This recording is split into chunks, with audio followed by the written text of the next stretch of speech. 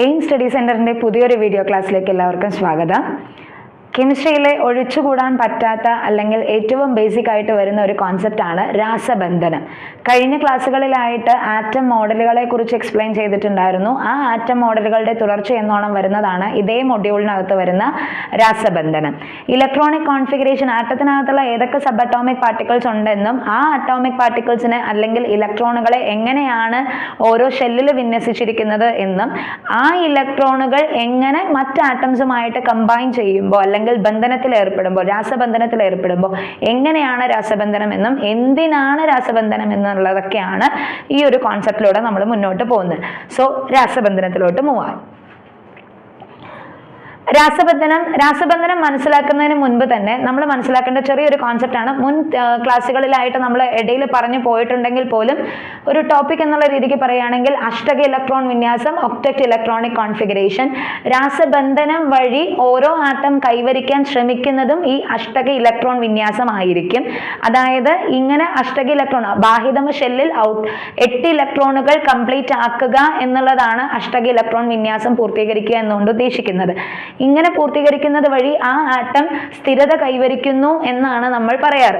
അങ്ങനെയാണെങ്കിൽ അഷ്ടക ഇലക്ട്രോൺ വിന്യാസം, octet electronic configuration ആറ്റത്തിന്റെ ഇലക്ട്രോണുകളെ അല്ലെങ്കിൽ ആറ്റത്തിന്റെ ബാഹ്യതമ ഷെല്ലിൽ 8 ഇലക്ട്രോണുകളുള്ള മൂലകങ്ങൾ സ്ഥിരത നേടിയ മൂലകങ്ങളായതിനാൽ സാധാരണ അവ മറ്റു മൂലകങ്ങളുമായി രാസപ്രവർത്തനത്തിൽ ഏർപ്പെടുന്നില്ല.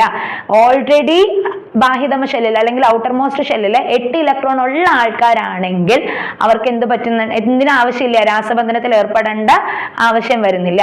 രാസബന്ധനത്തിൽ ആരാണ് ഏർപ്പെടുക? അപ്പോൾ ഒന്നില്ലെങ്കിൽ ഒക്ടറ്റ് ഇലക്ട്രോണിക് കോൺഫിഗറേഷൻ അറ്റൈൻ ചെയ്യാത്ത ആൾക്കാരാണ് രാസബന്ധനത്തിൽ ഏർപ്പെടുക. പക്ഷെ ഇതിനും ലിമിറ്റേഷൻസ് ഉണ്ട്. ഇവിടെ നോക്കുക, ആവർത്തന പട്ടികയിൽ 18 ഒക്ടറ്റ് ഇലക്ട്രോണിക് കോൺഫിഗറേഷൻ കംപ്ലീറ്റ് ആയിട്ടുള്ള ആൾക്കാരാണ് പീരിയോഡിക് ടേബിളിനകത്തുള്ള ഗ്രൂപ്പ് 18 എലമെന്റ്സ് ആയിട്ടുള്ള നോബിൾ ഗ്യാസസ് എന്ന് പറയുന്നത്. നോബിൾ ഗ്യാസസിനെ പറയുന്ന മറ്റൊരു പേരാണ് അലസവാതകങ്ങൾ എന്നും ഇനേർട്ട് ഗ്യാസസ് എന്നൊക്കെ അതിനെ പറയാറുണ്ട്. എക്സാമ്പിൾസ് ആണ് നിയോൺ, ക്രിപ്റ്റോൺ, ആർഗൺ തുടങ്ങിയ ആൾക്കാർ. ഇവരില് ബാഹ്യതമ ഷെല്ലിൽ, ഔട്ടർ മോസ്റ്റ് ഷെല്ലില് 8 ഇലക്ട്രോൺ എല്ലാത്തിലും കംപ്ലീറ്റ് ആക്കിയത് കൊണ്ട് തന്നെ ഇവരെന്ത് ചെയ്യുന്നില്ല, they are inert in nature. മറ്റ് എലമെന്റ്സുമായിട്ട് അവർക്ക് എന്ത് ചെയ്യേണ്ട ആവശ്യം വരുന്നില്ല, രാസബന്ധനത്തിൽ ഏർപ്പെടേണ്ട ആവശ്യം വരുന്നില്ല. പക്ഷെ ഇതിനകത്ത് ഒരു കാര്യം കൂടെ ഞാൻ പറയാം. എല്ലാ നോബിൾ ഗ്യാസസും അങ്ങനെയാണോ എന്ന് ചോദിച്ചു കഴിഞ്ഞാൽ അങ്ങനെയല്ല. ഇതിനകത്തും കൂട്ടത്തിൽ ചതിയന്മാരുണ്ട് എന്ന് പറയുന്നത് പോലെ തന്നെയാണ് ഒക്ടറ്റ് ഇലക്ട്രോണിക് കോൺഫിഗറേഷൻ കംപ്ലീറ്റ് ആക്കിയിരിക്കുന്ന നോബിൾ ഗ്യാസസിന്റെ കൂട്ടത്തിലും ക്രിപ്റ്റോൺ, സിനോൺ തുടങ്ങിയ 2 ആൾക്കാര് മറ്റ് ഓക്സിജനുമായിട്ടോ ഫ്ലൂറിനുമായിട്ടോ ഒക്കെ എന്ത് ചെയ്യാം, ഒരു രാസകെമിക്കൽ ബോണ്ടിങ്ങിനുള്ള പ്രവണത കാണിക്കാറുണ്ട്. ഓക്സിജനുമായിട്ടും ഫ്ലൂറിനൊക്കെ ആയിട്ട് എന്ത് ചെയ്യാം, നമ്മളുടെ ക്രിപ്റ്റോൺ, സിനോൺ തുടങ്ങിയ ആൾക്കാര് രാസബന്ധനത്തിൽ ഏർപ്പെടാറുണ്ട്. അപ്പൊ അവരെ നമുക്ക് കംപ്ലീറ്റ് ആയിട്ട് അങ്ങനെ നോബിൾ ഗ്യാസസ് രാസബന്ധനത്തിൽ ഏർപ്പെടില്ല എന്നൊന്നും പറയാൻ പറ്റില്ല. മുൻപായിരുന്നു അങ്ങനെ പറഞ്ഞിട്ടുണ്ടായിരുന്നത്, ശേഷം വരുന്നതാണ് ഇവർ ഏർപ്പെടാം എന്നുള്ള രീതിക്ക് ഒരു കോൺസെപ്റ്റ് വരുന്നുണ്ട്. ഇനി നെക്സ്റ്റ് വൺ, ഈ രാസബന്ധനത്തിൽ ഏർപ്പെടുമ്പോൾ ഇവിടെ അഷ്ടക ഇലക്ട്രോൺ വിന്യാസമൊക്കെ നമ്മൾ പറഞ്ഞതുപോലെ തന്നെ അതിനെ ബേസ് ചെയ്തിട്ട് കുറച്ച് കാര്യങ്ങളും കൂടെ ഞാൻ പറയുകയാണ്. ഈ അഷ്ടക ഇലക്ട്രോൺ വിന്യാസത്തില് ഈ ഒക്ടറ്റ് ഇലക്ട്രോണിക് കോൺഫിഗറേഷൻ കംപ്ലീറ്റ് ആക്കാൻ വേണ്ടി നോക്കുന്നത് സ്ഥിരത കൈവരിക്കാനാണെന്ന് നമ്മൾ പറയുന്നുണ്ട്. പക്ഷെ ഇങ്ങനെ സ്ഥിരത കൈവരിക്കാത്ത, 8 ഇലക്ട്രോൺ ഇല്ലാതെ തന്നെയും ചില ആൾക്കാര് എന്ത് ചെയ്തിട്ടുണ്ട്, നമ്മളുടെ സ്ഥിരത കൈവരിച്ച ആൾക്കാരുണ്ട്. അങ്ങനെയുള്ള ആൾക്കാരെ പറയുകയാണെന്നുണ്ടെങ്കിൽ ഇവിടെ നോക്കുക, ഇതിനകത്ത്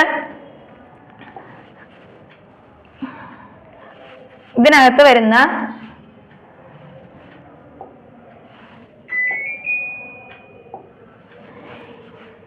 ലിമിറ്റേഷൻസ് ഓഫ് ഒക്ടറ്റ് റൂൾ എന്ന് പറയും. ലിമിറ്റേഷൻസ് ഓഫ് ഒക്ടറ്റ് റൂൾ എന്ന് പറയാം.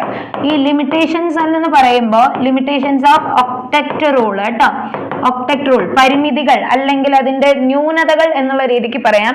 ഒന്ന്, ഹൈഡ്രജന്റെ കേസിൽ അതുപോലെ തന്നെ ഹീലിയത്തിന്റെ കേസിലെല്ലാം തന്നെ അറ്റോമിക് നമ്പർ 1ഉം 2ഉം ആയിരിക്കുന്ന ഈ ആൾക്കാര് ബാഹ്യതമ ഷെല്ലിൽ ഇവർക്ക് ഒരിക്കലും 8 ഇലക്ട്രോണിനെ അക്കോമഡേറ്റ് ചെയ്യാനും മാത്രം ഉള്ള എനർജി ഇതിനില്ല. ഇതിന്റെ ന്യൂക്ലിയസിനോ അതല്ലെങ്കിൽ ഇതിന്റെ ഓർബിറ്റൽസിനോ അതിനുള്ള എബിലിറ്റി ഇല്ല.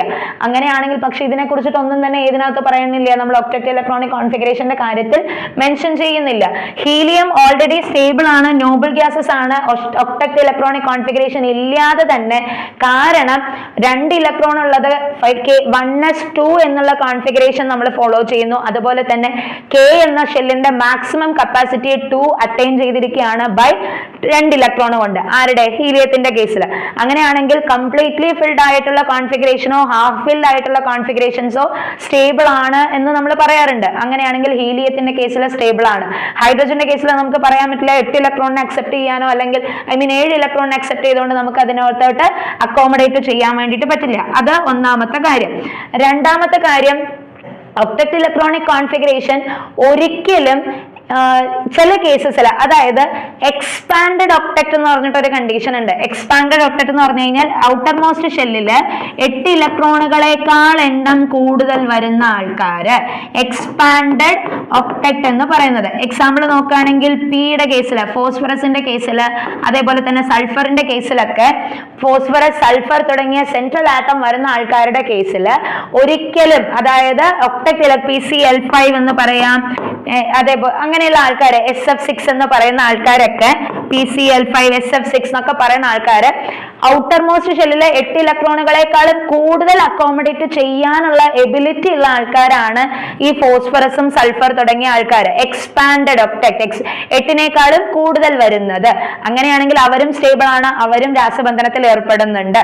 ഇനി മൂന്നാമത്തെ ഡെലിമിറ്റേഷൻ നോക്കുകയാണെങ്കിൽ deficient in octet number. Deficient, ഈ ഡെഫിഷ്യന്റിന്റെ കേസിൽ നമുക്ക് ഏത് എക്സ്പ്ലെയിൻ ചെയ്യാം? ഈ ബെറിലിയത്തിന്റെ കേസ്, ബോറോണിന്റെ കേസ് ഒക്കെ ഏതിന്റെ കേസിൽ എക്സ്പ്ലെയിൻ ചെയ്യാം? ഡെഫിഷ്യന്റ്. 8 ഇലക്ട്രോണുകളെക്കാളും കുറവായിട്ടുള്ള ആൾക്കാരും എന്ത് ചെയ്യുന്നുണ്ട്? നമ്മളുടെ കോൺഫിഗറേഷൻ 8 ഇലക്ട്രോൺ കോൺഫിഗറേഷൻ എന്ത് ചെയ്യുന്നുണ്ട്?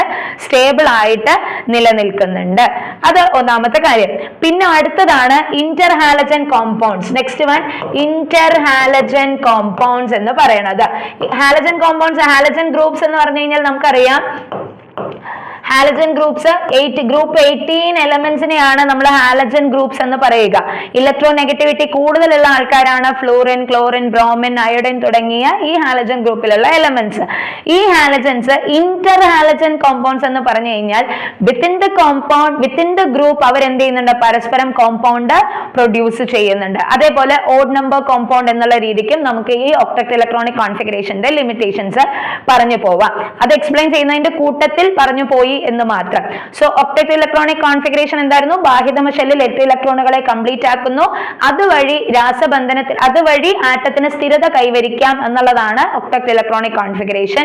രാസബന്ധനത്തിൽ ഏർപ്പെടുന്നത് ഈ ഒക്ടക്ട് ഇലക്ട്രോണിക് കോൺഫിഗറേഷൻ അറ്റൈൻ ചെയ്യാൻ വേണ്ടിയിട്ടും സ്ഥിരത നേടാൻ വേണ്ടിയിട്ടുമാണ് ഈ രാസബന്ധനത്തിൽ ഏർപ്പെടാനുള്ള കാരണം എന്ന് പറയുന്നത്. രാസബന്ധനത്തിൽ ഏർപ്പെടാതെ തന്നെ, അല്ലെങ്കിൽ ഒക്ടക്ട് ഇലക്ട്രോണിക് കോൺഫിഗറേഷൻ കംപ്ലീറ്റ് ആക്കാതെ തന്നെ സ്റ്റേബിൾ ആവുന്ന ആൾക്കാരുമുണ്ട്. അത് എക്സ്പ്ലെയിൻ ചെയ്യുന്നതാണ് limitations in octet configuration. Expanded octet വരാം, ഡെഫിഷ്യന്റ് ഒക്ടക്ട് വരാം, അതുപോലെ തന്നെ ഓഡ് നമ്പേഴ്സ് വരാം, അതേപോലെ ഇന്റർ ഹാലജൻ കോമ്പൗണ്ട്സ്.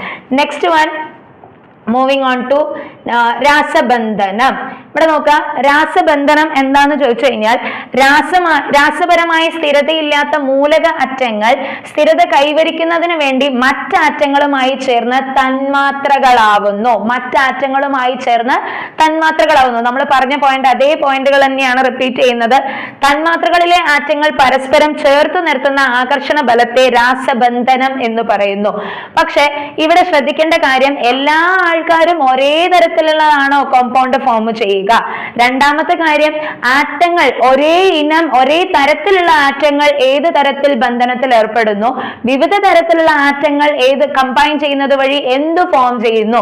തന്മാത്രകൾ തന്നെ നമുക്ക് 2 രീതിയിൽ പറയാവുന്നതാണ്. ഒന്ന്, ഒരേ ഇനം ആറ്റങ്ങൾ ചേർന്ന് തന്മാത്രകൾ ഫോം ചെയ്യുന്നതും, തന്മാത്രകൾ മോളിക്യൂൾസ് എന്ന് നമ്മൾ പറയും.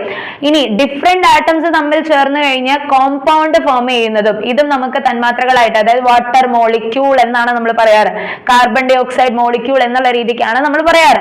സോ കാർബണും ഓക്സിജനും കൂടെ ചേർന്ന് കാർബൺ ഡൈ ഓക്സൈഡ്, ഹൈഡ്രജനും ഓക്സിജനും കൂടെ ചേർന്ന് വാട്ടർ ഫോം ചെയ്യുന്നു, അത് വാട്ടർ മോളിക്യൂൾ. പിന്നീട് അങ്ങോട്ട് പറയുന്നതൊക്കെ ഇത്ര വാട്ടർ മോളിക്യൂൾ എന്നുള്ള രീതിക്ക് നമ്മൾ പറയുന്നു. പക്ഷെ 2 ഹൈഡ്രജൻ ആറ്റംസ് ചേർന്ന ഹൈഡ്രജൻ മോളിക്യൂളും 2 നൈട്രജൻ ആറ്റംസ് ചേർന്ന നൈട്രജൻ മോളിക്യൂളും 4 ഫോസ്ഫറസ് ആറ്റംസ് ചേർന്ന ഫോസ്ഫറസ് മോളിക്യൂളും 8 സൾഫർ ചേർന്ന സൾഫർ മോളിക്യൂളും എന്നുള്ള രീതിക്കും ഫോം ചെയ്യാം.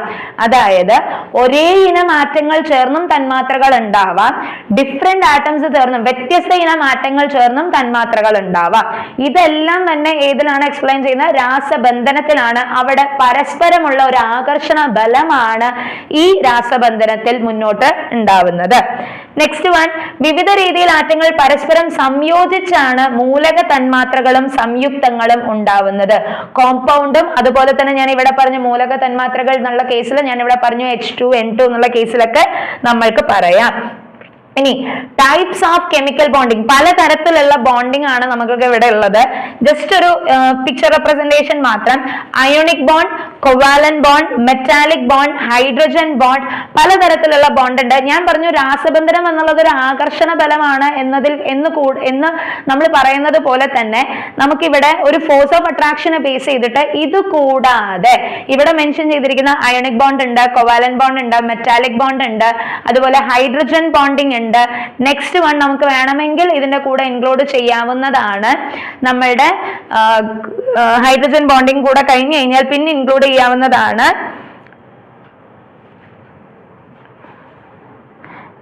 ഇത്രയും കാര്യങ്ങൾ. ഈ ബോണ്ടിങ്ങിന്റെ കൂടെ തന്നെ വാണ്ടർവാൾ ഫോഴ്സ് ഓഫ് അട്രാക്ഷൻ എന്നുള്ളതും കൂടെ നമുക്ക് ഇൻക്ലൂഡ് ചെയ്യാം. ഡൈപോൾ മൊമെന്റ് ഇൻക്ലൂഡ് ചെയ്യാം. So van der Waals force of attraction, dipole moment, ഇതെല്ലാം ഒരു ഫോഴ്സ് ഓഫ് അട്രാക്ഷൻ അല്ലെങ്കിൽ അട്രാക്ഷനെ ബേസ് ചെയ്തിട്ടാണ് രാസബന്ധനത്തിൽ പറയുന്നത്. ഇവിടെ ഈ പറയുന്ന ഓരോ ആൾക്കാരെയുമാണ് നമ്മൾ ഇതിനകത്ത് അയോണിക് ബോണ്ടിങ്, കൊവാലന്റ് ബോണ്ടിന്റെ കേസിലാണ് കൂടുതലായിട്ട് നമ്മൾ ഇമ്പോർട്ടൻസ് കൊടുക്കുന്നത്. ഇവിടെ ഇനി മെറ്റാലിക് ബോണ്ട്, ഇത് നമ്മൾ ഡീറ്റെയിൽ ആയിട്ട് പറഞ്ഞു പോകുന്ന കാര്യമാണ്. അതിന് മുൻപ് പറയാത്ത ഇവിടെ ചെറിയ കാര്യങ്ങൾ ഇവിടെ മാത്രം ഇൻക്ലൂഡ് ചെയ്യുന്നു. മെറ്റബോളിക് ബോണ്ട് അല്ലെങ്കിൽ മെറ്റബോളിക് ബോണ്ടിന്റെ കേസിൽ metal ions with positive charges have an attraction for conducting electrons conduct ചെയ്യാൻ വേണ്ടിയിട്ട് ഇലക്ട്രോൺ ക്ലൗഡ് ഫോം ചെയ്യാണ് ഇവിടെ മെറ്റബോളിക് ബോണ്ടിനകത്ത് ഉണ്ടാവുക. ഹൈഡ്രജൻ ബോണ്ടിങ്ങിന്റെ കേസിൽ hydrogen from A molecule attracts an electronegative atom from another molecule electrostatically. മറ്റ് അതായത് ഒരു HF എന്നുള്ള ആറ്റം, HF എന്നുള്ള ഒരു കോമ്പൗണ്ട് ഇവിടെ ബോണ്ട് ഫോം ചെയ്യുന്നു എഗെയിൻ വേറൊരു HFുമായിട്ട്. ഇവിടെ ഈ ഒരു ഫോഴ്സ് ഓഫ് അട്രാക്ഷൻ ഉണ്ടല്ലോ, ഇതിനെയാണ് ഹൈഡ്രജൻ ബോണ്ടിങ് എന്ന് പറയാം. അതേപോലെ തന്നെ വേറൊരു കേസ് ആണെങ്കിൽ ഇത് ഡിഫറെന്റ് ആറ്റംസ് തമ്മിലുള്ള ഒരു ഫോഴ്സ് ഓഫ് അട്രാക്ഷൻ ആണല്ലോ. ഇനി വിത്തിൻ ദ മോളിക്യൂൾ തന്നെ ഹൈഡ്രജൻസും ഇലക്ട്രോനെഗറ്റിവിറ്റി ഡിഫറൻസ് ഉള്ള ആൾക്കാരുമായി ഒരു ഫോഴ്സ് ഓഫ് അട്രാക്ഷൻ ഉണ്ടെങ്കിൽ അതിനെയും രണ്ട് തരത്തിലുള്ള ഹൈഡ്രജൻ ബോണ്ടിങ് ആണ് അവിടെ നമ്മൾ മെൻഷൻ ചെയ്യുക. ഒന്ന് ഇന്റർ ഹൈഡ്രജൻ ബോണ്ടിങ്ങും ഒന്ന് ഇൻട്രാമോളിക്കുലാർ ഹൈഡ്രജൻ ബോണ്ടിങ്ങും. ഇന്റർമോളിക്കുലാർ ഹൈഡ്രജൻ ബോണ്ടിങ്ങും ഇൻട്രാമോളിക്കുലാർ ഹൈഡ്രജൻ ബോണ്ടിങ്ങും. നമ്മളുടെ ഈ മൊഡ്യൂളിനനുസരിച്ച് നമ്മൾ ഏറ്റവും കൂടുതൽ ഫോക്കസ് ചെയ്യേണ്ട പോയിന്റുകൾ എന്ന് പറയുന്നത് അയോണിക് ബോണ്ടും കൊവാലന്റ് ബോണ്ടാണ്. മറ്റ് വരുന്ന ഹൈഡ്രജൻ ബോണ്ടിങ് നമുക്ക് എക്സ്പ്ലെയിൻ ചെയ്യാവുന്ന അവിടത്ത് നമുക്ക് അവിടെ ഡീറ്റെയിൽ ആയിട്ട് നോക്കാം. ഇവിടെ ഫസ്റ്റ് വൺ അയോണിക ബന്ധനം അല്ലെങ്കിൽ അയോണിക് ബോണ്ടിങ് എന്ന് പറയുന്നത്. ഈ അയോണിക ബന്ധനത്തിൽ തന്നെയാണ് നമ്മൾ ഇലക്ട്രോ വാലന്റ് ബോണ്ടിങ് എന്നും കൂടെ മെൻഷൻ ചെയ്യാറ്. ഇലക്ട്രോ വാലന്റ് ബോണ്ടിങ് ഇവിടെ നോക്കാം. Electro valent bond. ഇനി ഇവിടെ അതെന്താ ഈ അയോണിക് ബോണ്ടിങ് എന്ന് നോക്കിക്കഴിഞ്ഞാൽ വിപരീതമായി ചാർജ് ചെയ്ത രണ്ട് അയോണുകളെ ഒരുമിച്ച് നിർത്തുന്ന ആകർഷണത്തിന്റെ ഇലക്ട്രോസ്റ്റാറ്റിക് ബലത്തെ അയോണിക് ബോണ്ടിങ് എന്ന് പറയുന്നു. ഇതൊന്നുമില്ലാതെ ഡെഫിനിഷൻ ഇങ്ങനെയാണെങ്കിൽ പോലും വളരെ ചുരുക്കി പറഞ്ഞു കഴിഞ്ഞാൽ പൂർണ്ണമായും ട്രാൻസ്ഫർ ചെയ്യുന്ന complete transfer of electron from one atom to another, ഒരാറ്റത്തിൽ നിന്നും വേറൊരു ആറ്റത്തിലോട്ട് ഇലക്ട്രോണുകളെ മുഴുവനായിട്ട് കൈമാറ്റം ചെയ്യുന്ന തരത്തിലുള്ള ബോണ്ടിങ്ങിനെയാണ് എന്തെന്ന് പറയുക? അയോണിക് ബോണ്ടിങ് എന്ന് പറയാം. അങ്ങനെ ഇലക്ട്രോണുകളെ ട്രാൻസ്ഫർ ചെയ്യുന്നത് വഴി അവിടെ ഇലക്ട്രോണുകളെ ട്രാൻസ്ഫർ ചെയ്യുന്നതെന്ന് പറഞ്ഞു കഴിഞ്ഞാൽ ഒരാൾ കൊടുക്കാനുണ്ടായിരിക്കണം, ഒരാൾ വാങ്ങാനുണ്ടായിരിക്കണം. കൊടുക്കുന്ന ആൾക്ക് പോസിറ്റീവ് ചാർജ് കിട്ടുകയും ഇലക്ട്രോണുകളെ വാങ്ങുന്ന ആൾക്ക് നെഗറ്റീവ് ചാർജ് കിട്ടുകയും ചെയ്യുന്നു. കാരണം ഇലക്ട്രോണിന്റെ ചാർജ് നെഗറ്റീവ് ചാർജ് ആണ്. വാങ്ങുന്നത് വഴി ഒരു എക്സ്ട്രാ നെഗറ്റീവ് ചാർജ് ആണ് വരിക. കൊടുക്കുന്നത് വഴി ഓൾറെഡി ഉള്ള നെഗറ്റീവ് ചാർജിന്റെ എണ്ണം കുറയുകയും പക്ഷെ ന്യൂക്ലിയസിന്റെ ചാർജ് കൂടുകയും കമ്പയർ ടു ഇലക്ട്രോണിന്റെ ചാർജിനേക്കാളും കൂടുതലാവുകയും ചെയ്യുന്നു. അതുവഴിയാണ് ആ ആറ്റത്തിന് എന്ത് ചാർജ് കിട്ടുന്നത്? ഇലക്ട്രോണുകളെ കൊടുക്കുന്നത് വഴി പോസിറ്റീവ് ചാർജ് കിട്ടുന്നത്. ഈ ഇത്രയും ഡെഫിനിഷൻ ഒന്ന് ചുരുക്കി പറയുകയാണെങ്കിൽ പൂർണ്ണമായും ഇലക്ട്രോണുകളെ ഒരു ആറ്റത്തിൽ നിന്നും വേറൊരു ആറ്റത്തിലേക്ക് കൈമാറ്റം ചെയ്യുന്നത് വഴി രാസബന്ധനത്തിനെയാണ് അയോണിക ബന്ധനം എന്ന് പറയുക. അയോണിക ബന്ധനത്തിൽ ഏർപ്പെടുന്നത് അയോണുകളാണ്. Ions are including ions exist in ionic bonding. രണ്ട് ടൈപ്പിലുള്ള അയോണുകളാണുള്ളത്, കാറ്റയോണുകളും ആനയോണുകളും. ഇലക്ട്രോണുകളെ ട്രാൻസ്ഫർ ചെയ്യുന്നത് വഴി ആറ്റംസ് പോസിറ്റീവ് ചാർജ് ഉള്ള കാറ്റയോണുകളായിട്ട് മാറുന്നു. ഇലക്ട്രോണുകളെ അക്സെപ്റ്റ് ചെയ്യുന്നത് വഴി, സ്വീകരിക്കുന്നത് വഴി ആറ്റംസ് നെഗറ്റീവ് ചാർജ് ഉള്ള ആനയോണുകളായിട്ട് മാറുന്നു. അങ്ങനെയാണെങ്കിൽ ഞാൻ ഇവിടെ പറഞ്ഞതുപോലെ തന്നെ ബന്ധനത്തിന്റെ ഫലമായി നിഷ്ക്രിയ വാതക കോൺഫിഗറേഷൻ. എന്താണ് ഈ നിഷ്ക്രിയ വാതക കോൺഫിഗറേഷൻ എന്ന് പറഞ്ഞു കഴിഞ്ഞാൽ നോബൽ ഗ്യാസ് കോൺഫിഗറേഷൻ എന്നുള്ളതാണ് കേട്ടോ. നോബൽ ഗ്യാസ് കോൺഫിഗറേഷൻ എന്നുള്ളതാണ് ഇവിടെ മീൻ ചെയ്യുന്നത്, നിഷ്ക്രിയ വാതക കോൺഫിഗറേഷൻ. അപ്പോ രാസബന്ധനത്തിൽ ഏർപ്പെടുന്നത് വഴി അവരവിടെ എന്ത് കംപ്ലീറ്റ് ചെയ്യും? ഒക്ടറ്റ് ഇലക്ട്രോണിക് കോൺഫിഗറേഷൻ കംപ്ലീറ്റ് ചെയ്യുന്നു എന്നുള്ളതാണ്. അത് ആരുടെയാണ്? നിഷ്ക്രിയ നോബൽ ഗ്യാസസിന്റെ ആണ് ഒക്ടറ്റ് ഇലക്ട്രോണിക് കോൺഫിഗറേഷൻ എന്ന് പറയുന്നത് കേട്ടോ. സോ കാറ്റയോണുകൾ, രണ്ട് തരത്തിലുള്ള അയോണുകൾ ഉണ്ടാവുന്നുണ്ട്. കാറ്റയോണുകൾ പോസിറ്റീവ് ചാർജ് ഉള്ള അയോണുകൾ ഇലക്ട്രോണുകളെ വിട്ടുകൊടുക്കുന്നത് വഴി. എപ്പോഴും ഇലക്ട്രോണുകളെ, ഇനി ഞാൻ ഇവിടെ ഒരു കാര്യം കൂടെ പറഞ്ഞു തരാം, ഇലക്ട്രോണുകളെ കൊടുക്കാനുള്ള ടെൻഡൻസി ആർക്കാണ്? മെറ്റൽസിനാണ്, അതായത് ലോഹങ്ങൾക്കാണ് എപ്പോഴും ഇലക്ട്രോണുകളെ കൊടുക്കാനുള്ള ടെൻഡൻസി ഉണ്ടാവുക. അങ്ങനെയാണെങ്കിൽ ഇലക്ട്രോണുകളെ വാങ്ങാനുള്ള ടെൻഡൻസി ആർക്കാണ് ഉണ്ടാവുക? നോൺ മെറ്റൽസിനാണ് ഇലക്ട്രോണുകളെ അക്സെപ്റ്റ് ചെയ്യാനുള്ള ടെൻഡൻസി ഉണ്ടാവുക. സോ നമുക്ക് ഈ അയോണിക ബന്ധനത്തിന് ഇങ്ങനെയും കൂടെ നമുക്ക് മോൾഡ് ചെയ്ത്, ആ ഒരു ഡെഫിനിഷനെ ഇങ്ങനെയും കൂടെ പറയാം. പൂർണ്ണമായും ഇലക്ട്രോണുകളെ മെറ്റലുകളിൽ നിന്നും നോൺ മെറ്റലുകളിലേക്ക് ട്രാൻസ്ഫർ ചെയ്യുന്നു എന്ന ആ ഒരു ടൈപ്പ് ഓഫ് ബോണ്ടിങ്ങിനാണ് എന്തെന്ന് പറയുന്നത്? അയോണിക് ബോണ്ടിങ് എന്ന് പറയാം. From metals, complete transfer of electrons from metals to non metals is considered as ionic bonding എന്ന് പറയാം. അങ്ങനെയാണെങ്കിൽ അയോണിക് ബോണ്ടിങ് ഏറ്റവും കൂടുതൽ നടക്കുന്നത് മെറ്റലുകളും നോൺ മെറ്റലുകളും തമ്മിലുള്ള രാസബന്ധനത്തില്. ലോഹവും അലോഹവും തമ്മിൽ ബന്ധിപ്പിക്കുന്നത് ഏത് ബന്ധനം? അയോണിക ബന്ധനം. അയോണിക ബന്ധനം വഴി ലോഹങ്ങളും അലോഹങ്ങളും തമ്മിൽ രാസബന്ധനത്തിൽ ഏർപ്പെടുന്നു. ഇലക്ട്രോണുകളെ കൊടുക്കുന്ന ആൾക്കാർ മെറ്റൽസിന്. അതുകൊണ്ടാണ് ഇലക്ട്രോ പോസിറ്റീവ് നേച്ചർ ആണ് ലോഹങ്ങൾക്കുള്ളത് എന്ന് പറയാറ്. അങ്ങനെയാണെങ്കിൽ നോൺ മെറ്റൽസിന് ഇലക്ട്രോണുകളെ അക്സെപ്റ്റ് ചെയ്യുന്നത് വഴി ഇലക്ട്രോ നെഗറ്റിവിറ്റി നേച്ചർ ആണ്, അല്ലെങ്കിൽ ഇലക്ട്രോ നെഗറ്റീവ് നേച്ചർ ആണെന്നാണ് പറയുക. ഇലക്ട്രോ നെഗറ്റീവ് എന്ന് പറഞ്ഞു കഴിഞ്ഞാൽ ഇലക്ട്രോണുകളെ അക്സെപ്റ്റ് ചെയ്യുന്നു. അതുകൊണ്ടാണ് non metals are electro negative എന്ന് പറയുന്നത്. ഇനി ലോഹങ്ങൾക്കും അലോഹങ്ങൾക്കും ഇടയിലാണ് അയോണിക ബന്ധനം നടക്കുന്നത്. ഫോർമേഷൻ ഓഫ്, അതിന്റെ രണ്ട് എക്സാമ്പിൾ ആണ് ഇവിടെ കൊടുത്തിരിക്കുന്നത്, ഫോർമേഷൻ ഓഫ് NaCl ഉം ഫോർമേഷൻ ഓഫ് MgCl2. ഇനി ഒരു കാര്യം ഇതുമായിട്ട് റിലേറ്റ് ചെയ്തിട്ട്, ഏതൊരു രാസബന്ധനത്തെയും നമ്മൾ റെപ്രസെന്റ് ചെയ്യുന്നത് ഒരു ആറ്റത്തിന്റെ ഔട്ടർ മോസ്റ്റ് ഷെല്ലിലുള്ള, ബാഹ്യതമ ഷെല്ലിലുള്ള ഇലക്ട്രോണുകളാണ് എപ്പോഴും രാസബന്ധനത്തിൽ ഏർപ്പെടുക. ബാഹ്യതമ ഷെല്ലിലുള്ള ഇലക്ട്രോണുകളാണ് രാസബന്ധനത്തിൽ ഏർപ്പെടുക. ഈ രാസബന്ധനത്തിൽ ഏർപ്പെടുന്ന ഇലക്ട്രോണുകളെ വാലൻസ് ഇലക്ട്രോണുകൾ എന്ന് നമ്മൾ പറയാറുണ്ട്.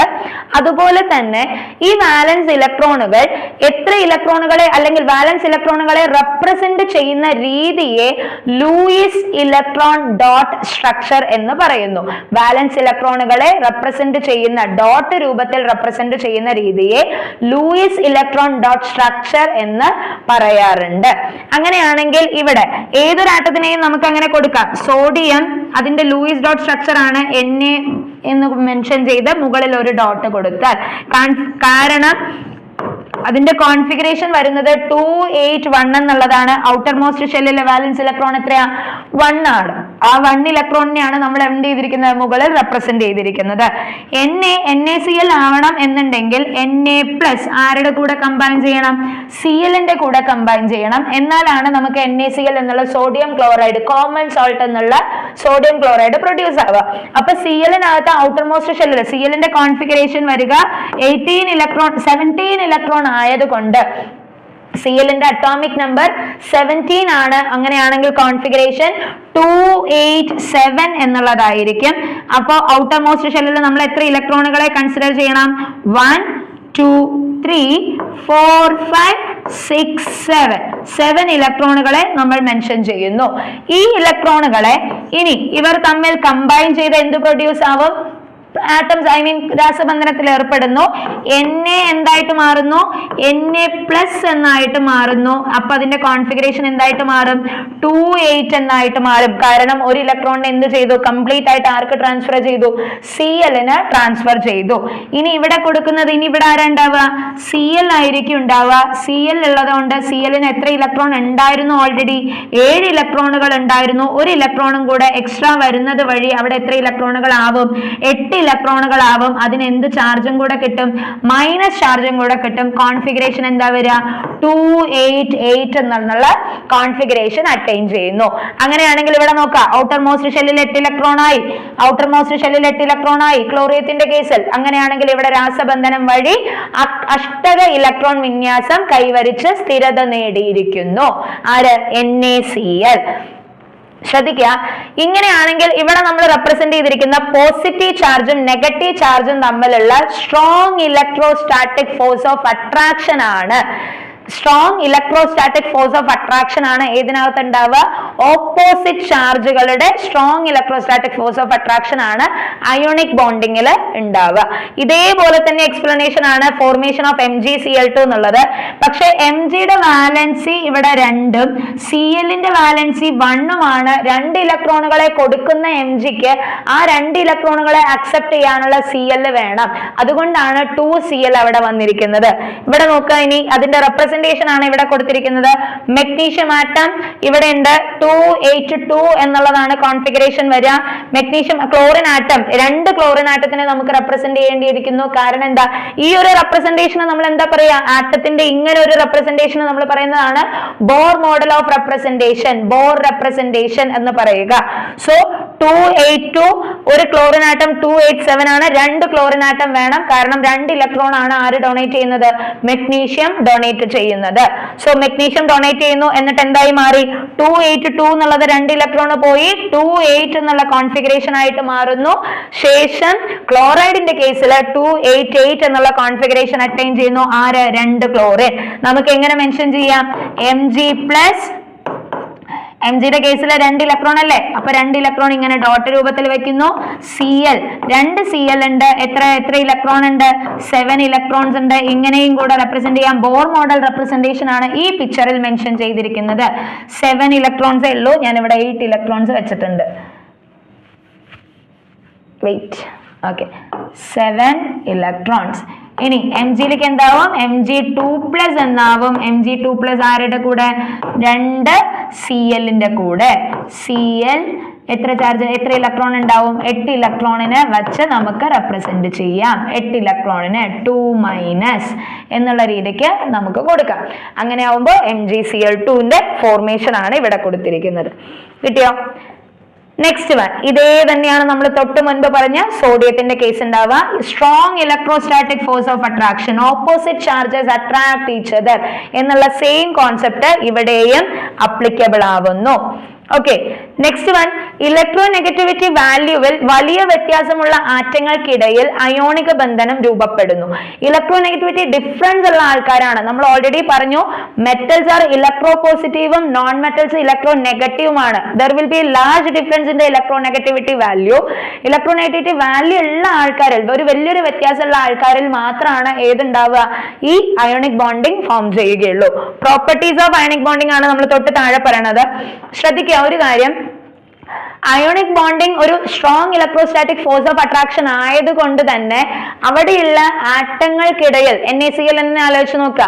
NaClന്റെ കേസിൽ Na+ഉം Cl- വളരെ സ്ട്രോങ് ഫോഴ്സ് ഓഫ് അട്രാക്ഷൻ ആയിരിക്കും ഉണ്ടാവുക. They are solid in nature. നമ്മുടെ വീട്ടിൽ കാണുന്ന ഉപ്പ് ഏത് രൂപത്തിലുള്ളതാണ്? സോളിഡ് നേച്ചർ ആണ്. ക്രിസ്റ്റലൈൻ സബ്സ്റ്റൻസ് ആയിരിക്കും. ബ്രിട്ടിൽ ഇൻ നേച്ചർ ആയിരിക്കും. വളരെ പെട്ടെന്ന് നമുക്ക് പൊട്ടിക്കാം. ക്രിസ്റ്റൽ പരുവത്തിലുള്ള ആൾക്കാരായിരിക്കും. സോളിഡ് നേച്ചർ ആയിരിക്കും. പക്ഷേ they are the force of attraction between these particles are much more. ഈ ഫോഴ്സ് ഓഫ് അട്രാക്ഷൻ എന്ന് പറഞ്ഞാൽ വളരെ കൂടുതലുമാണ്. അതുകൊണ്ട് തന്നെ അവരുടെ ബോയിലിംഗ് പോയിന്റും മെൽറ്റിംഗ് പോയിന്റും എന്ത് തന്നെയായിരിക്കും? കൂടുതലായിരിക്കും. Force of attraction between the particles കൂടുന്നതിനനുസരിച്ച്, പാർട്ടിക്കിൾസ് തമ്മിലുള്ള ഫോഴ്സ് ഓഫ് അട്രാക്ഷൻ കൂടുന്നതിനനുസരിച്ച് അവരെ ബ്രേക്ക് ചെയ്ത് നെക്സ്റ്റ് സ്റ്റേറ്റിലോട്ട് മാറ്റാൻ വേണ്ടി ഹെൽപ്പ് ചെയ്യുന്ന ബോയിലിംഗ് പോയിന്റ് ടെമ്പറേച്ചർ ടെമ്പറേച്ചർ ആയിട്ടുള്ള ബോയിലിംഗ് പോയിന്റ് മെൽറ്റിംഗ് പോയിന്റ് ഒക്കെ എന്തായിരിക്കും വളരെ കൂടുതലായിരിക്കും in case of ionic bonding. അതുപോലെ തന്നെ ഏറ്റവും സ്ട്രോങ്സ്റ്റ് ആയിട്ടുള്ള ഏറ്റവും സ്ട്രോങ് ബോണ്ടിങ് ആണ് അയോണിക് ബോണ്ടിങ് എന്ന് പറയുക. ഇനി ഇവിടെ അയോൺസ് ഉള്ളത് കൊണ്ട് തന്നെ ചാർജ്ഡ് പാർട്ടിക്കിൾസ് ആണ് ഇതിനകത്തുള്ളത് എന്നുള്ളത് കൊണ്ട് charged particles are good conductors of electricity and heat എന്ന് പറയും. നമുക്ക് അതിന്റെ ചാലകത എന്തായിരിക്കും? വളരെ കൂടുതലായിരിക്കും. ചാലകത കൂടുതലായിരിക്കും. ഹീറ്റും അതുപോലെ തന്നെ ടെമ്പറേച്ചറും നമുക്ക് ഇവിടെ കൂട്ടാം. പക്ഷെ മോൾട്ടൺ സ്റ്റേറ്റിൽ കേട്ടോ, ആരുടെ സ്റ്റേറ്റിൽ? മോൾട്ടൺ സ്റ്റേറ്റിൽ ആണെങ്കിൽ, അതായത് NaCl കേസിൽ ഇവിടെ ഞാൻ ജസ്റ്റ് ഒന്ന് പറയുന്നു മാത്രം, normal NaCl will not conduct any electricity or heat. ഇലക്ട്രിസിറ്റിയുടെ കാര്യം തന്നെ എടുക്കാം. NaCl മാത്രം, NaCl ക്രിസ്റ്റൽസ് ആണെങ്കിൽ they will not conduct because അത് ഏത് സ്റ്റേറ്റിൽ ഇല്ല? അയോണിക് സ്റ്റേറ്റിലോട്ട് വന്നിട്ടില്ല. അക്വസ് സൊല്യൂഷൻ ആണെങ്കിലോ, NaCl അക്വസ് സൊല്യൂഷൻ ആണെങ്കിലോ അല്ലെങ്കിൽ മോൾട്ടൺ NaCl ഉരുകിയ അവസ്ഥയിലോ ഉരുകിയ NaCl ആണെങ്കിൽ they are good conductors of electricity. Molten NaCl അല്ലെങ്കിൽ അതായത് ഉരുകിയ NaCl അക്വ സൊല്യൂഷൻ ജലീയ ലായനിയോ ആണെങ്കിൽ അവർ എന്ത് ചെയ്യും? ചാലകത കാണിക്കുന്നു. ഇലക്ട്രിസിറ്റിയെ കണ്ടക്ട് ചെയ്യുന്ന ആൾക്കാരാണ്. നോർമൽ NaCl ക്രിസ്റ്റൽസ് ആണെങ്കിലോ they will not conduct electricity. Okay, so that's about explaining the ionic bonding properties. I will again come back. So transfer of electrons ഇവിടെ പഠിച്ചിട്ടുണ്ട്. atom 1 atom 2. atom 1 താഴെ മെൻഷൻ ചെയ്തിട്ടുണ്ട് metal ആണ്. atom 2 non metal ആയിരിക്കും. so from metal to മെറ്റലിൽ നിന്നും non മെറ്റലിലോട്ട് ഇലക്ട്രോണുകളെ transfer ചെയ്യുന്നു. so metal will get positive charge and non-metal will get a negative charge. ഇവിടെ നോക്കുക, നമ്മളിപ്പോ പറഞ്ഞ പോയിന്റുകൾ തന്നെയാണ് കൊടുത്തിരിക്കുന്നത്. ഉയർന്ന ദ്രവണാങ്കം മെൽറ്റിംഗ് പോയിന്റ്, ഉയർന്ന തിളനില ഹൈ ബോയിലിംഗ് പോയിന്റ്, ഖരാവസ്ഥയിൽ കാണപ്പെടുന്നു എന്നുള്ളതാണ്. അസ്ഥിയിൽ നിന്നല്ല, ഖരാവസ്ഥയിൽ കാണപ്പെടുന്നു. സോളിഡ് ഇൻ നേച്ചർ, ചാർജ് കാരിയറായി പ്രവർത്തിക്കുന്ന അയോണുകളുടെ സാന്നിധ്യം കാരണം അയോണിക തന്മാത്രകൾ ജലീയ ലായനികളിലോ, ഇതല്ലേ നമ്മൾ പറഞ്ഞ പോയിന്റ്, ജലീയ ലായനികളിലോ ഉരുകിയ അവസ്ഥയിലോ ചാലക സ്വഭാവം കാണിക്കുന്നു. ജലീയ ലായനികളിലോ ഉരുകിയ അവസ്ഥയിലോ ഏത് സ്വഭാവം കാണിക്കുന്നു? ചാലക സ്വഭാവം കാണിക്കുന്നു. നെക്സ്റ്റ് വൺ അത് തന്നെയാണ്. Brittle in nature, crystalline, soluble in water, polar solvents. മക്കളെ ശ്രദ്ധിക്കുക, പോളാർ സോൾവെന്റ്സ് എന്ന് പറഞ്ഞു കഴിഞ്ഞാൽ ചാർജ്ഡ് പാർട്ടിക്കിൾസിനെയാണ് നമ്മൾ എപ്പോഴും പോളാർ സോൾവെന്റ്സ് എന്ന് പറയുക. നോൺ പോളാർ സോൾവെന്റ്സ് എന്ന് പറയുന്നത് നമ്മളുടെ ഓർഗാനിക് സോൾവെന്റ്സിന്റെ കേസിലാണ് നോൺ പോളാർ സോൾവെന്റ്സ് എന്ന് പറയുക. അതായത് ബെൻസീൻ, ഈതർ, ക്ലോറോഫോം തുടങ്ങിയ ആൾക്കാരെയൊക്കെയാണ് നമ്മൾ എന്തെന്ന് മെൻഷൻ ചെയ്യുക? നോൺ പോളാർ സോൾവെന്റ്സിന്റെ കേസിൽ പറയുക. Solubility tends to decrease in non polar solvents as petrol, അവിടെയൊക്കെ പറയാം, ബെൻസീനൊക്കെ നമുക്ക് അവിടെ പറയാം. ഓക്കെ, നെക്സ്റ്റ് വൺ, ഈ അയോണിക ബന്ധനവുമായി ബന്ധപ്പെട്ടിട്ടുള്ള ഒന്നാണ് ലാറ്റിസ് എനർജി എന്ന് പറയുന്നത്. അയോണിക ബന്ധനത്തിന്റെ തീവ്രത വിലയിരുത്തുന്ന ഒന്നാണ് lattice energy. What is mean by lattice എന്ന് ചോദിച്ചു കഴിഞ്ഞാൽ, ഈ അയോണിക സംയുക്തങ്ങൾ, അതായത് സോളിഡ് പാർട്ടിക്കിൾസിനകത്തുള്ള ഓരോ പാർട്ടിക്കിളിന്റെയും അറേഞ്ച്മെന്റ്, അപ്പൊ ഒരു പാറ്റേൺ ഓഫ് അറേഞ്ച്മെന്റിനെയാണ് നമ്മൾ എന്തെന്ന് പറയുക? ക്രിസ്റ്റൽ ലാറ്റിസ് എന്ന് പറയുക. ക്രിസ്റ്റൽ ലാറ്റിസ് എന്ന് പറയുക. ഒന്ന് ഇമാജിൻ ചെയ്ത് നോക്കുക, നമ്മുടെ ഫ്രൂട്ട് സ്റ്റോളിനകത്തൊക്കെ, ഫ്രൂട്ട് സ്റ്റോൾ അല്ലെങ്കിൽ വെജിറ്റബിൾ സ്റ്റോൾസിലൊക്കെ ഈ പച്ചക്കറികളായിക്കോട്ടെ അല്ലെങ്കിൽ ഫ്രൂട്ട്സ് ഒക്കെ ഒരു പെർട്ടിക്കുലർ ഷേപ്പിൽ ഇങ്ങനെ അറേഞ്ച് ചെയ്ത് വെച്ചിട്ടുണ്ടാവും. ലൈക്ക് ഇവിടെ ഇങ്ങനെ അടുത്തടുത്ത് വെച്ച് ഇങ്ങനെ അറേഞ്ച് ചെയ്തിട്ട് ഇങ്ങനെ അറേഞ്ച് ചെയ്യും. അപ്പൊ ഇവിടെ NaClന്റെ കേസിലാണെങ്കിൽ ഇവിടെ Na+, ഇവിടെ Cl-, Na+, Cl- എന്നുള്ള രീതിക്ക് ഇങ്ങനെ ഓരോ പാർട്ടിക്കിളും അറേഞ്ച് ചെയ്യുന്ന ഈ ഒരു particular pattern of arrangement of particle in solid substance ആണ് ലാറ്റിസ് എന്ന് പറയുക. ലാറ്റിസ് എനർജി എന്തിനെ പറയുന്നു? അയോണിക ബന്ധനത്തിന്റെ തീവ്രത വിലയിരുത്തുന്നു. അതിന്റെ യൂണിറ്റ് ആണ് കിലോ ജൂൾ പെർ മോൾ എന്ന് പറയുന്നത്. ഒരു അയോണിക സോളിഡിന്റെ ഒരു മോളിനെ വാതക അയോണിക ഘടകങ്ങളാക്കി മാറ്റാൻ ആവശ്യമായ ഊർജമാണ് ലാറ്റിസ് എൻതാൽപി അല്ലെങ്കിൽ ലാറ്റിസ് എനർജി എന്ന് പറയുന്നത്. അയോണിക് സോളിഡിന്റെ ഒരു മോളിനെ ഗേഷ്യസ് സ്റ്റേറ്റിലോട്ട് മാറ്റുക, ഗേഷ്യസ് സ്റ്റേറ്റിലോട്ട് മാറ്റാൻ ആവശ്യമായിട്ടുള്ള ഊർജത്തിന് എന്തെന്ന് പറയുന്നു? ലാറ്റിസ് എൻതാൽപി എന്ന് പറയുന്നു. ലാറ്റിസ് എൻതാൽപി ഒക്കെ ബേസ് ചെയ്തിട്ട് എക്സാംസിന് ഒരുപാട് ക്വസ്റ്റ്യൻസ് ഒക്കെ വരാറുണ്ട്. ദെൻ എൻഡോതെർമിക് പ്രവർത്തനമാണെങ്കിൽ ലാറ്റിസ് എനർജി പോസിറ്റീവ് മൂല്യം നിലനിർത്തുന്നു. എൻഡോതെർമിക്കും എക്സോതെർമിക്കും. ഇവിടെ നമുക്ക് അറിയാവുന്ന രണ്ടാൾക്കാരെ ഒന്ന് പറഞ്ഞു പോകുന്നു. എൻഡോതെർമിക് എന്ന് പറഞ്ഞു കഴിഞ്ഞാൽ റിയാക്ഷൻ നടക്കുമ്പോ ഹീറ്റ് എനർജി അല്ലെങ്കിൽ എനർജിയെ അബ്സോർബ് ചെയ്തുകൊണ്ടാണ് റിയാക്ഷൻ നടക്കുന്നത് എങ്കിൽ അത് എൻഡോതെർമിക് റിയാക്ഷനും, രാസപ്രവർത്തനത്തിന്റെ ഫലമായി എനർജി റിലീസ് ചെയ്യുകയാണെങ്കിൽ, ഊർജം പുറത്തുവിടുകയാണെങ്കിൽ അതിനെ എക്സോതെർമിക് റിയാക്ഷൻസ് എന്നുമാണ് പറയുക. എൻഡോതെർമിക് റിയാക്ഷൻസും എക്സോതെർമിക് റിയാക്ഷൻസും. എൻഡോതെർമിക് റിയാക്ഷൻസ് ആണെങ്കിൽ ലാറ്റിസ് എൻതാൽപ്പിയുടെ വാല്യൂ പോസിറ്റീവ് ആയിരിക്കും. നമ്മൾ എപ്പോഴും ഒരു കെമിക്കൽ റിയാക്ഷൻ കൊടുക്കുമ്പോൾ അതിന്റെ താഴെ, അതായത് ഇപ്പൊ ഇങ്ങനെ കൊടുത്തിട്ട് N2+, ജസ്റ്റ് ഒരു എക്സാമ്പിൾ ആണ് ഞാൻ ഇവിടെ മെൻഷൻ ചെയ്യുന്നത്, N2+ 3H2 gives എന്ന് പറഞ്ഞിട്ട് 2NH3 എന്ന് ഏതെങ്കിലും ഒന്ന് മെൻഷൻ ചെയ്തിട്ടുണ്ടെങ്കിൽ, just as an example delta H value എന്ന് പറഞ്ഞിട്ട് ഇവിടെ ഒന്ന് കൊടുക്കും. ഡെൽറ്റ എച്ച് വാല്യൂ എക്സോതെർമിക് ആണോ എൻഡോതെർമിക് ആണോ? ഈ റിയാക്ഷൻ എക്സോതെർമിക് ആണ്. നെഗറ്റീവ് വാല്യൂ എന്തായിരിക്കും വരിക? നെഗറ്റീവ് വാല്യൂ എന്നുള്ള രീതിക്ക്. ഇവിടെ സോളിഡിന്റെ കേസ് അല്ല ഞാൻ ഇവിടെ എക്സ്പ്ലെയിൻ ചെയ്തിരിക്കുന്നത്. It is just as an example for explaining the lattice എൻതാൽപ്പിയുടെ കേസ് പറയാൻ വേണ്ടിയിട്ട് നമ്മൾ ഡെൽറ്റ എച്ച് വാല്യൂന്റെ കേസാണ് പറയാ. ഡെൽറ്റ എച്ച് വാല്യൂ പോസിറ്റീവ് ആണെങ്കിൽ അതെന്തായിരിക്കും? എൻഡോതെർമിക് റിയാക്ഷൻസ് ആയിരിക്കും. എൻഡോതെർമിക്, ഊർജത്തെ ആഗിരണം ചെയ്തുകൊണ്ട് നടക്കുന്ന reaction. Delta H value negative ആണെങ്കിൽ, ലാറ്റിസ് എൻതാൽപ്പിയുടെ വാല്യൂ നെഗറ്റീവ് ആണെങ്കിൽ it is exothermic in nature. Okay. Next one, the energy. അതാണ് ഇവിടെ കൊടുത്തിരിക്കുന്നത്. The energy required to separate 1 mole of ions in an ionic compound to gaseous state. Solid സ്റ്റേറ്റിൽ നിന്ന് gaseous സ്റ്റേറ്റിലോട്ട്.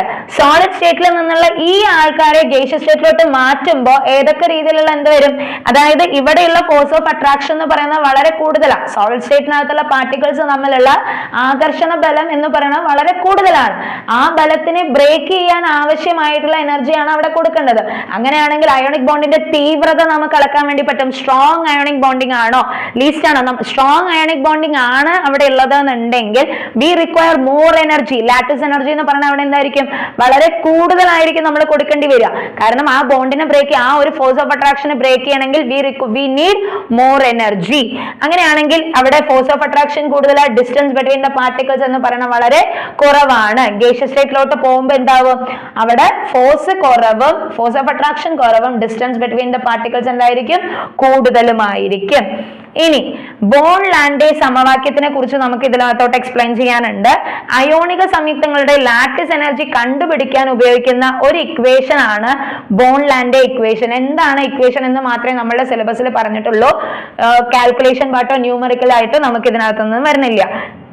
E is equal to minus Na mz plus z e raised to 2 divided by 4 pi epsilon 0 r0 into 1 minus 1 by n എന്നുള്ളതാണ് ഏതിന്റെ കേസിൽ വരുന്നത്? നമ്മളുടെ ഈ ബോൺ-ലാൻഡെ equation അകത്ത് വരുന്നത്. ഇതിനകത്ത് E എന്നുള്ളത് ലാറ്റിസ് എനർജി, Na എന്നുള്ളത് അവഗാഡ്രോ കോൺസ്റ്റന്റ് എത്രയാണ്? 6.623 into 10 raised to 23. M Madelung constant relating to the geometry of the crystal. ആ particular crystal solid substance ആവുമ്പോൾ ഒരു particular definite shape and structure ഉണ്ടാവും. Then numeric charge of the cation +2, I mean e raised to എന്നുള്ള plus എന്നുള്ള കൊടുക്കുന്നത് കാറ്റയോണിന്റെ charge. അതേപോലെ e raised to 2 minus numeric charge of anioniന്റെ കേസ് elementary charge ആണെന്ന് പറയുന്നത് epsilon 0. permittivity of free space എന്താണ്? permittivity of എന്നുള്ളതാണ് കേട്ടോ. ഫ്രീ സ്പേസ് ആണ്, അത് തെറ്റാ. 4 pi epsilon 0യുടെ വാല്യൂ കൊടുത്തിട്ടുണ്ട്. r0 distance between the closest cation and anion എന്നുള്ള കണ്ടീഷൻ. ഇനി n എന്നുള്ളത് Born exponent, typically a number between 5 and 12 determined experimentally by measuring the compressibility of solid and derived എന്നാണ്, derived theoretically. അപ്പോൾ ഇത്രയും ഈ ബോൺ-ലാൻഡെ equation എന്താണ്? Lattice enthalpy എന്താ? Lattice enthalpy ആണ് ഏറ്റവും കൂടുതൽ ഇമ്പോർട്ടന്റ്. ബോൺ-ലാൻഡെ ഇക്വേഷൻ എന്താന്ന് മാത്രം ഒന്ന് നോക്കി വെക്കുക, ടേംസും മനസ്സിലാക്കി വെക്കുക. ഓക്കെ, ദാറ്റ്സ് അബൌട്ട് ബോൺ-ലാൻഡെ ഇക്വേഷൻ രാസബന്ധനവുമായിട്ട് ബന്ധപ്പെട്ടിട്ട്.